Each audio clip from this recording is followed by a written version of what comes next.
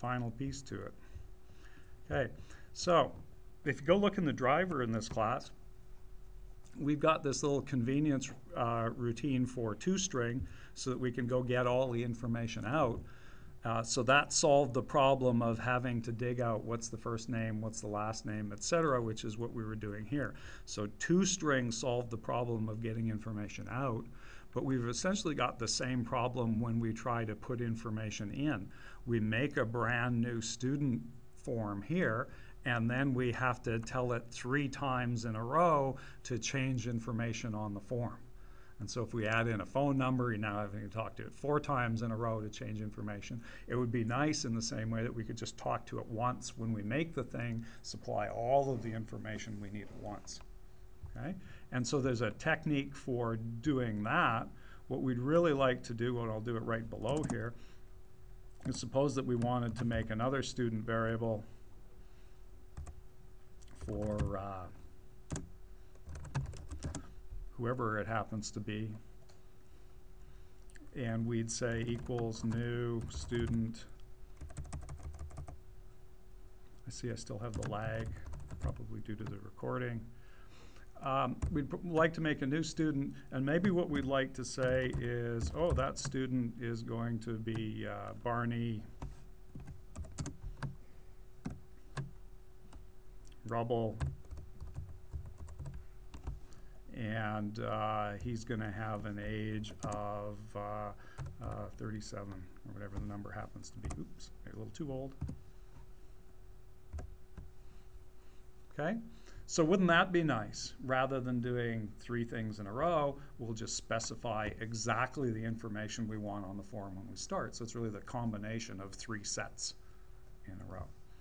And notice that I did this when I made the thing, so student is actually a function there that instead of taking nothing like the first one we made, now takes 3 things coming in.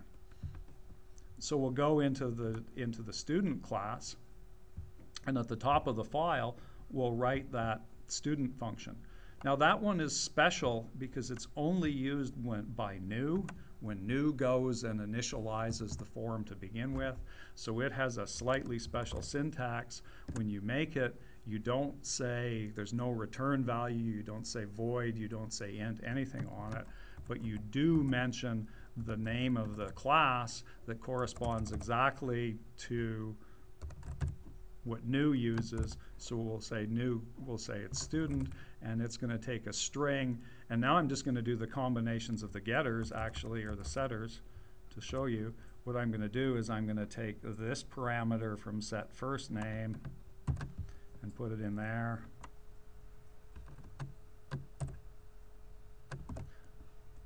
I'm going to take this parameter from set last name and put it as a parameter on that thing. And we'll add in the age parameter.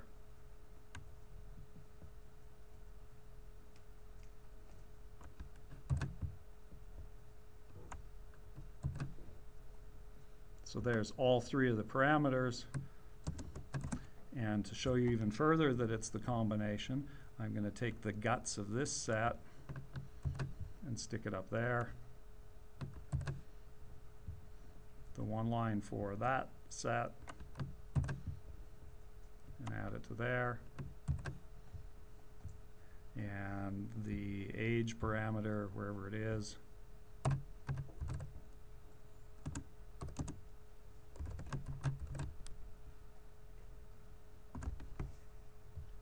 And now there's the combination beast that sets all 3 things at once. I'll save both of those files, and we'll go have a look and see what's going on in the driver in this case for a second. And I can see there's a little red mark there that the driver came up with an error. Okay. And let's go look at the error that we never had before. So now if you look at the code, what's happened is the new one that I added is perfectly happy accepting the 3 things, but I somehow magically broke the old one that that just did the automatic initialization to empty. Oops. Okay. So Java has this special rule that says if you decide that you're going to write your own thing to do the initialization, then you also have to write the default one that you get for free. If you're smart enough to do this one, you got to do the other ones too. Okay? So since we use this one, we could go back into the student class, and we'll make that same sort of thing that we did for this other one, but we're going to make it without any parameters and initialize them all to null. So we'll have public student, again, there's no void or anything on the front of it, takes no parameters, and it has to initialize still all three of those values to be consistent. And so what I'm going to do is I'm going to take all three of the values that I initialized there, and I'm just going to change them up in the initialization here by saying I want first name to be an empty string. I want last name to be an empty string. And I want age to be 0. What happened if you set them to null? Null is not a good idea. Okay. So empty is better. There's something there that you can use. It just happens to not be a value that's going to print, which is different from can't use it at all, which is what null says. Okay. Now, in actual fact, it's probably a good idea in practice to always write your own rather than taking the defaults. Okay. But notice I also initialized these in the same order that they were declared, because again, that just makes it easier to go take a look and say, oh, okay, I've got each one of these variables and I know that they've got some sort of value. It's legal in Java to put syntax in here that says I'm going to initialize age to 0 up there. But then what happens is that you've got some variables that are initialized up here and some that aren't, and it just gets confusing. And so even though the syntax allows it, I'm going to be really consistent throughout the class, and I'm only going to do the declarations for the variables up top, and I'm only going to do the initializations in this beast with the same name. Okay? And that just means that it's all nicely defined as who does each part of the puzzle. This thing has a name. They're called constructors because they're only used when you're constructing or making the object for the first time, and they're only ever called by new. So there's no way that you can call them yourself. They're special. New's the only one who gets to use them. So if you look in our code, we've typically got new doing the call to that function to do the initialization. Okay? So that's things called a constructor. And it's just another convenience. Okay? So here's the next question. Is it a good idea to write the empty one?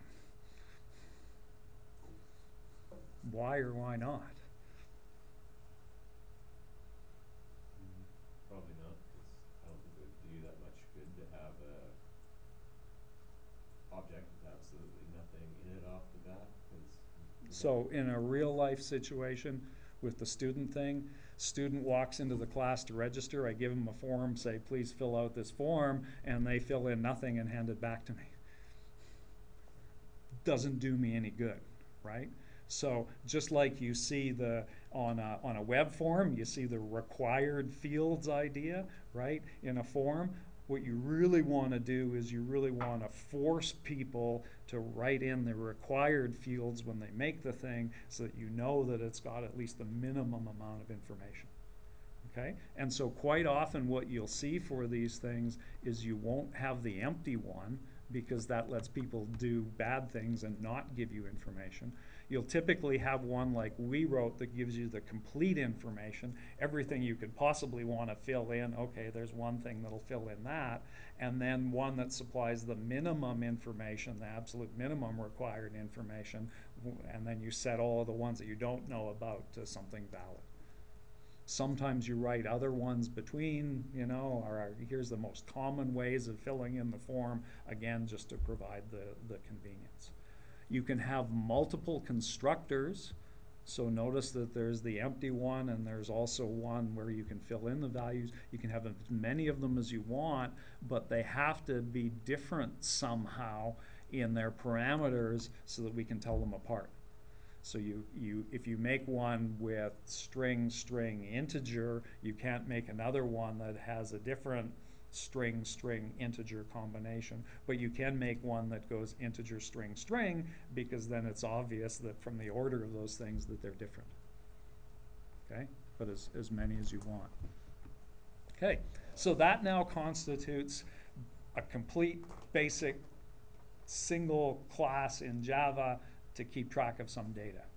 Everyone you write from now on has got a bunch of fields declared at the top. It's got 1 or 2 or 3 constructors to initialize the data. It's got getters and setters for probably each one of the fields that you can use, and it's got a toString that you can use for debugging.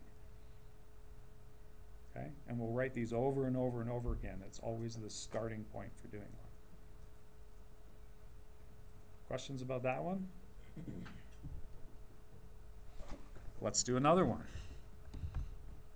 Let's see if we can make it a little bit boring. The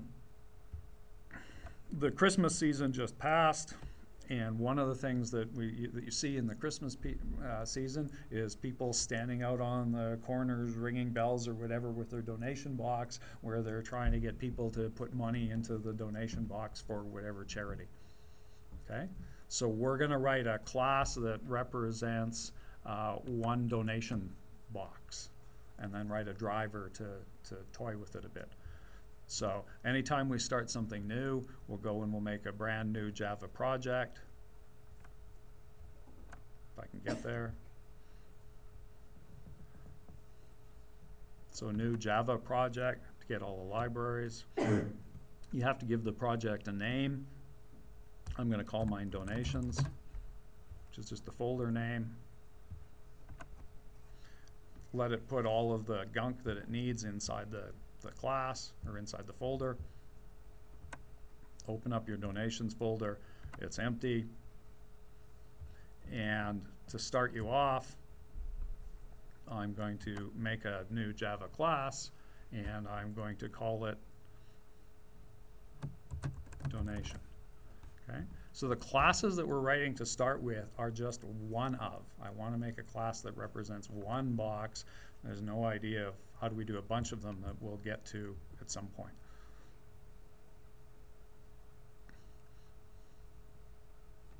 So there's our donation box, currently with no data in it. What kind of information would you like to record if you saw a donation box on the street? What sorts of things would be interesting? How much money? Funny that somebody thinks of that thing first. Make sure you say private, because it's something that I want to control. My trick here, when you're making names for things, is you can start out and you can use exactly the words that came into your head. Okay? It works just fine. You may think of a better name afterwards, but if those are the words that you used in your head, they usually work for being a good way of documenting what the code is doing. So for now, I'm fine with that, and it says integer. I'm not going to bother with a floating point number. I'm just going to count in pennies, even though they're going away shortly. Okay? It's just going to make our lives easier. So usually working with whole numbers of things is different than working with decimal points. Anything else you want to keep track of? Name of the charity. So that's private string charity name. Probably enough. It's probably all the donation box has on it. Okay, what next?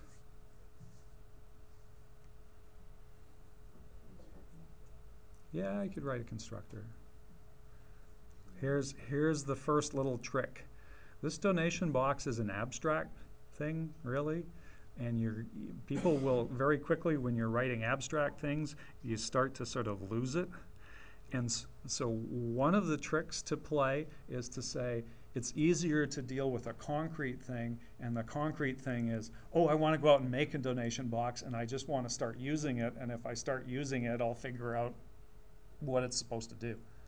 Okay, so the suggestion here is write a little bit in here to get you started, and then immediately move over and write a driver program, because the driver program is the concrete thing. I want to drive it, I want to use it, I want to do something with it.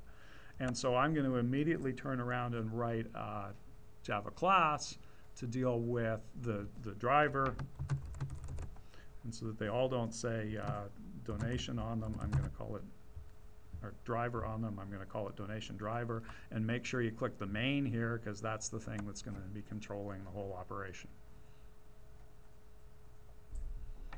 Okay, and so normally when you're approaching problems, the easiest thing to do is to drive it from the detail level first until you run out of obvious details and you start going, I don't know what to do next, and then go from the other direction and say from the top down, say, well, if I were going to use it, let me figure out how I would use it, and eventually you'll get the code to meet in the middle, which is usually the tricky part. Okay, so we'll get rid of the comments again. By the way, this is just a template, so there is a way of changing the template to never show those comments, but I'm not going to bother.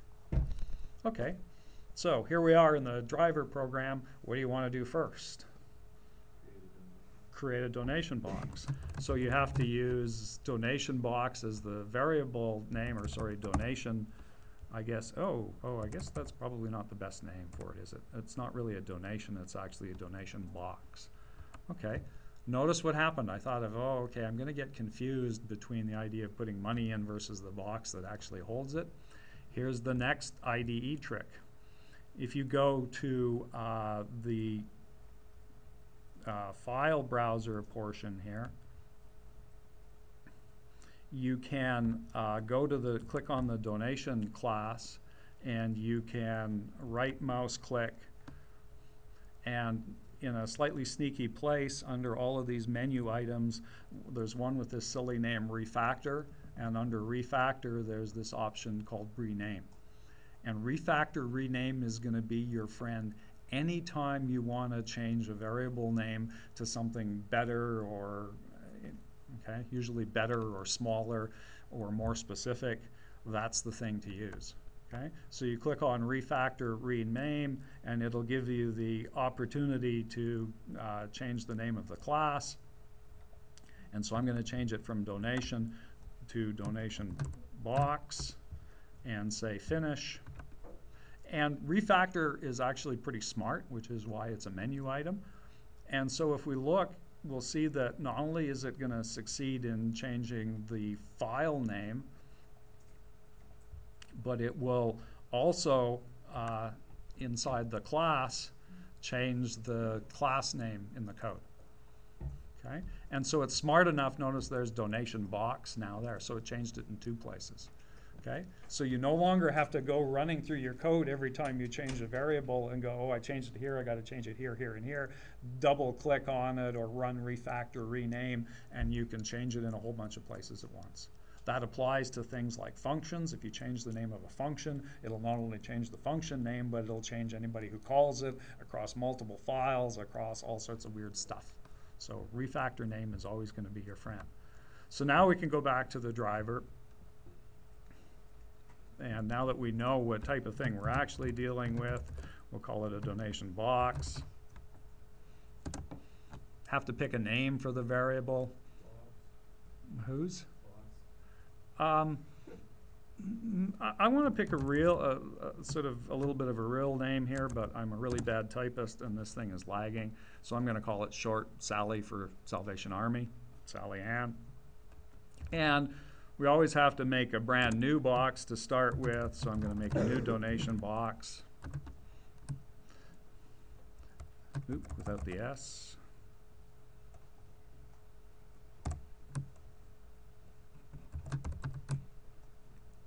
So there's my new donation box, and we're fine there to start with. Except Who's going to walk up to a donation box and plunk in anonymous donations? So what's the thing that appears on the donation box? A name is a string to say, here's what charity you're contributing. So if you make a new donation box, the one piece of information you want to supply when somebody builds it is what name is going to be stenciled on the front.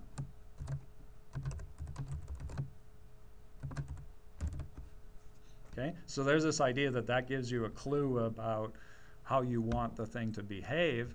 So now it's complaining as it's saying, well, you didn't write a constructor like that because the only thing I've got is the empty one.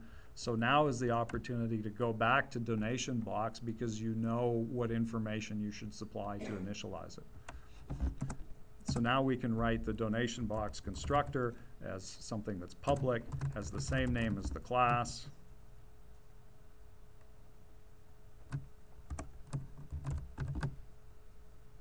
And takes a string as input.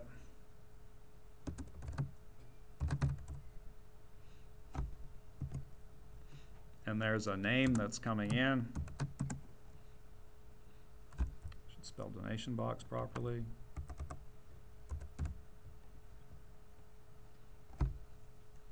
Now, what do you want to do inside the constructor?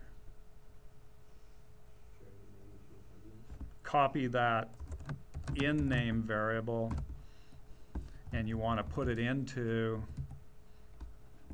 the charity name variable. For a while you'll see me writing it backwards to give you the sense of it's moving in that direction. So now you're taking in name and you're moving it into charity name.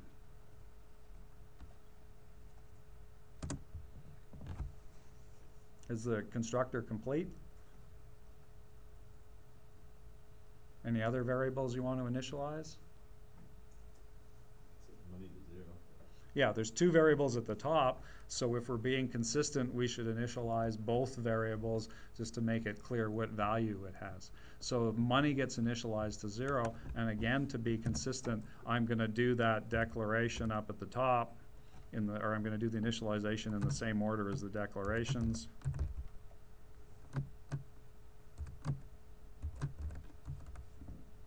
And we'll set it to 0 to start with. You got a better name for how much money? Amount donated. Total money. Total money is probably better than how much. So you want to change the name, double click on the thing, do right mouse click, down to refactor, and do the rename there. And then you can actually type in this field, change it to whatever you want. So we'll change it to total money.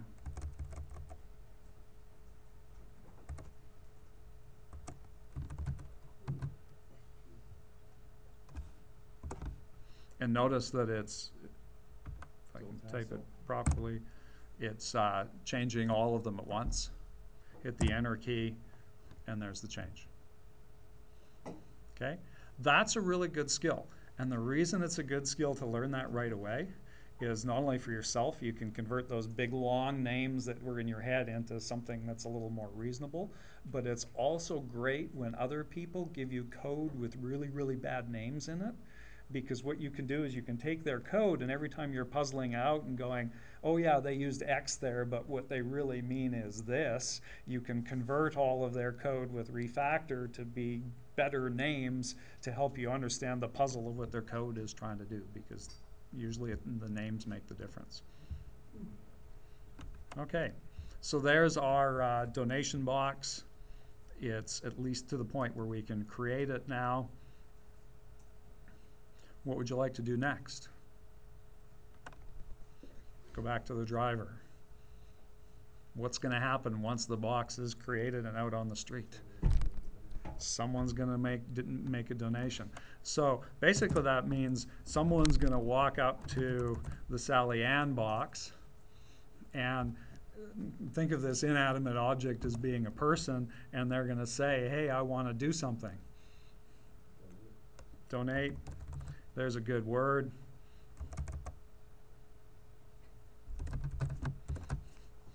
What are they gonna supply when they donate? Some amount of money, and that's going to be some number of pennies. So this is, they're donating to Denise Place or something, so they donate a bunch of pennies. Okay? Well, if it's not, then So, Denise. so now you know what that action is. So now you can go into donation box and you can say, oh, okay, there's a word that donation box has to now understand. So we'll go back into donation box and we'll add a something to do the donation. Out of interest sake, why didn't we call it set amount of money? Because we just got through in the first one we did saying we always try to give them the name set money and get money or whatever it happens to be, and this one doesn't say that. This one just says donate. Why would I do that? You're adding to it, you're not setting it. Yeah, first reason is that set has the implication of I'm changing it, I'm ignoring the value that was there before, I don't care. Whereas this verb has the sense of I'm probably going to add to the existing total. Okay? The second reason is that it's more suitable for the problem. Okay? Donate makes way more sense here. And so much as we'd like to stick with the rule of set and get as much as we can, we're immediately going to break the rule in the interest of clarity. Okay? And that's going to be true for every single rule I give you. My big rule is I want it to be more clear. And so anything that you do to make it more clear, more obvious, easy to understand is something that we're going to prefer regardless of what other rules we have, because that's the one general big rule we're looking at. When you were in your driver and you hadn't created the constructor and it gave you the error, it was an Eclipse helper window and it said create. Yeah, I'm trying not to show you all of the How much does that give helper. you though? Does it just give you everything and then have a string in I'm trying to lie to you for a while and you're not making it easy. The truth is that Eclipse has shortcuts to do all sorts of these repetitive tasks to the point where it will write the getters and setters and toString and all of that stuff for you fairly well. Okay? But for the first while at least, I'd like you to get used to doing it by hand, because that'll give you the sense of what they're used for and how you build them, and it won't just be this big splat of code. And so after a while, yeah, you can go find some of those things yourself if you want to speed it up. Okay? So we have to write public void donate, and donate takes in some integer amount of money.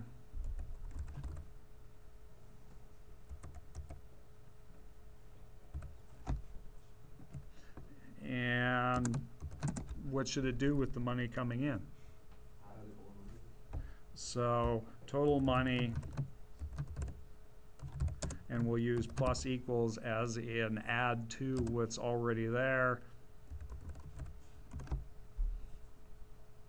And that's it. Okay. Back into the driver for a second. By the way, the driver, that error message is still going to be there probably until the point where we save the file. So sometimes Eclipse does or doesn't pick up the changes. It happened to pick it up there, so it saved it. But when in doubt, if you think you've done something that should have fixed an error, always save all of your files, and sometimes the error will just go away. Okay? So you've donated some money. What's the next question that's probably going to be asked? Yeah, somebody's going to come along, even the person who just donated, and saying, hey, how much money you got right now? So the opposite of donate is to turn around and inquire how much is there. So int total is talk to the Sally Ann box. Ask it a question in this case. What do you want to call a question? Sure, get total. In this sense, now notice get total, and to keep it in track with our variable, get total money here as a get name actually makes sense. We called it total money inside, and so there we're going to revert to using the sort of the proper sense of the constructor. Oops. little too much crud in there. That should have been just a semicolon. So now we have to write get total money. So we'll go back into the donation box class. Notice you do a lot of this flipping back and forth. That's also fairly typical of this style of programming. So we'll go back in here and we'll write the converse public int get total money. And that thing is going to send back whatever the total money variable was.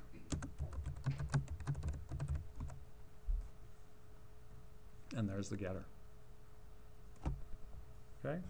So notice I'm building it and using it. This is also a good way of writing code. You're better off to write code by building one tiny thing and getting it to work and moving towards a final completed big product than to go and write a whole huge pile of code to try to get to do everything that you can think of but have none of it that works. Okay? And so in this process, we're essentially always going to have something that we can display to somebody and show somebody that sort of works. It might not have complete functionality, but it'll do most of what we want to do. Okay? Got it. Now, here's another little trick. Somebody's going to come along in this thing, and if they're a fat-fingered typist like I am, they're going to hit the minus sign instead of the plus sign. And the problem with that code is that it's definitely not doing what you want. Okay? If you're looking at the source code, how would you know?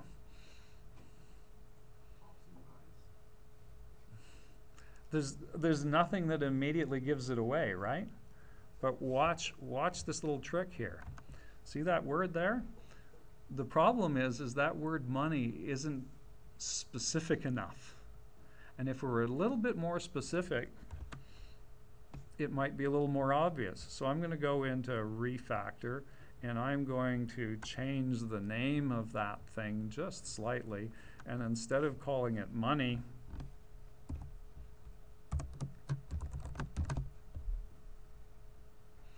I'm going to call it something else.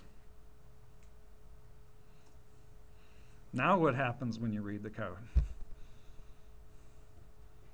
Does the sense of that minus sign change when you look at it?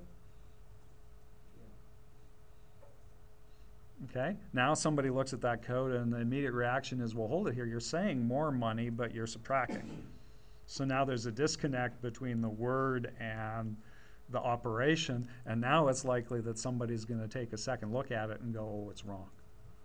And so there's this subtlety of variable naming. If you get the names of your variables just right and you work at it, it will help remove bugs from the code before they appear, because you won't make the mistake. So that's along the line of, if you use the words in your head and you get the words right, the code will pretty much write itself and be correct. And bugs come from even that little game of getting the wrong word to express what you're trying to say. Okay? So now just looking at it, it's like, oh, okay, well, that can't possibly be right. That's got to be plus, because that's what you do with more money. Got it. Okay, what next?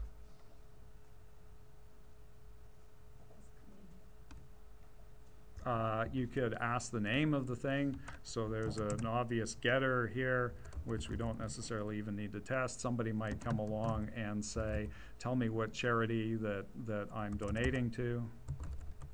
So that's,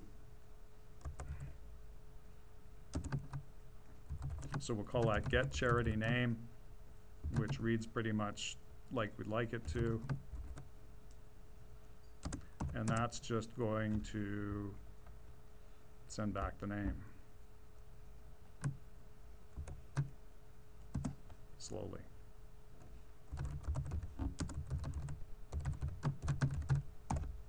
Send back the charity name. Okay, so there's an easy one. Whether or not we use it, it's sort of now there.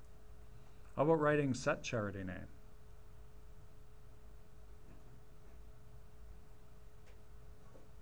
Do you want to write it? Or let me phrase it this way, is it a good idea to write it? if you give people the option of set charity name, you're saying that somebody can walk up to your Sally Ann donation box, cross it out and put Daryl's Charity on the front of it and go, oh, look, that's now my money. Okay? So here's another instance of that control thing. By not giving them the ability to change it, it means that that donation box is made and you can never change the name once it's created, which is exactly the kind of functionality that you want. So we're back to that, I get to control this thing by not giving you the option of doing that. Let's say we wanted to, though. Then you could write set charity name. And so in other circumstances that might be different. If we had a bicycle class, for instance, and we allowed people to scrawl their name on their bicycle, at some point you're going to sell your bike and it makes sense that somebody else is going to want to scrawl their name on it instead to say that it's their bike. So in that application that makes sense. Okay? And so you're now going to write these things depending on what makes sense for the kind of problem that you're trying to solve. Okay, so there's that thing. If you go back to the driver for a second, we added some amount of money and we donated. What are we expecting to happen with donate? If I were to donate again?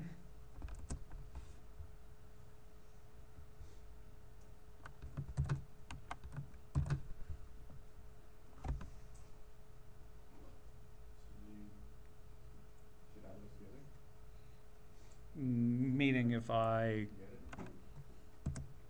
did this,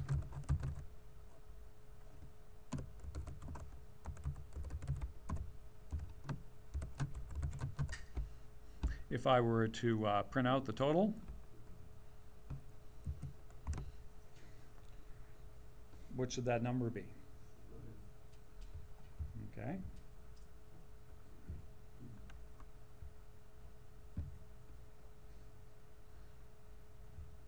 So there we go. So if we run the thing and we see what number appears, eventually we're going to get 200. Okay? So here's the first form of debugging that we're doing. We're starting to check to see whether or not it actually works correctly, which means that we get this number 200 magically appearing at the bottom of the screen. Okay? So now we're adding print statements to do the debugging. Another way of doing it rather than printing it out just to see whether or not it works is we can put a breakpoint, run with the debugger until we hit the breakpoint, and we can watch the values of the things coming in. I'll see if I can fix the infamous lag on my machine. I think it's got something to do with the display. So here we've got the debugger in action. We've got a breakpoint sitting on essentially the first line of code that we're interested in to see whether donation actually works. And sooner or later it's going to fire up and put my variables in. So there's the Sally variable. We're going to crack open the Sally variable to see what's inside of it. And we know that we're going to expect to see two different things there. So there's the charity name. A charity strings are actually an object, and so it's got a plus sign beside it. You're never going to have to crack them open, so please don't look because there's all sorts of gunk in there. So there's the name Salvation Army. Total money is 0. So if we do one step over, you end up seeing a value in there, and there's the 100, and you do another step over, and it's now magically going to change to 200 so that you know that it's working correctly. Okay? Here's the thought for tomorrow. Both of those techniques for debugging have a problem. Okay? The problem with the printout thing is that you now have a driver program where you're starting to basically try to print out all of these things to say what it's doing, and somebody, as you're trying to get this thing to work, is going to have to read through that printout every single time to make sure that it says what it says is correct. And in this case, because I didn't even put any nice phrase along with it. It just spits out this 200, and I'm going, what? What does the 200 mean? Okay. The problem that exists with the debugger is that it's very useful for you doing it immediately to see whether or not the code works, but as soon as you leave the situation, nobody else knows. And if somebody comes along and magically turns that plus equals into a minus equals accidentally, nobody's ever going to be able to necessarily reproduce it or catch it, because they would have to run the debug session and know what they were looking for, or they would have to look through the printout and know what they were looking for. So could we make the process a little bit simpler? Comment code? Yeah, code. Comment the code is still going to mean that people are going to have to look at it, right? So you could have stuff in there. So You you could- read it so like it's bulletproof, like so they can't see? Well, I'm just wondering how I can capture this essence of the fact that I've checked something, which is what I'm doing with this piece of code, to see whether or not to leave it there so that it works really well. There's one simple way. I could do this, since I'm basically using this main program right now as a debugging tool. I could write an if statement in here that says if total, and I'm going to do the reverse here, is not equal to 200 at this point, then I'm going to change that print statement.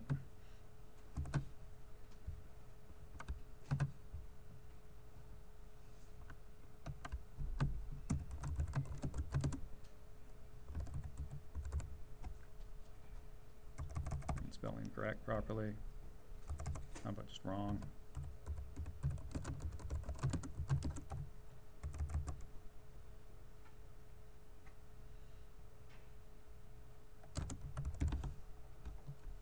So I'm going to actually print out an error message that says what I think it should be, and then the total. Okay?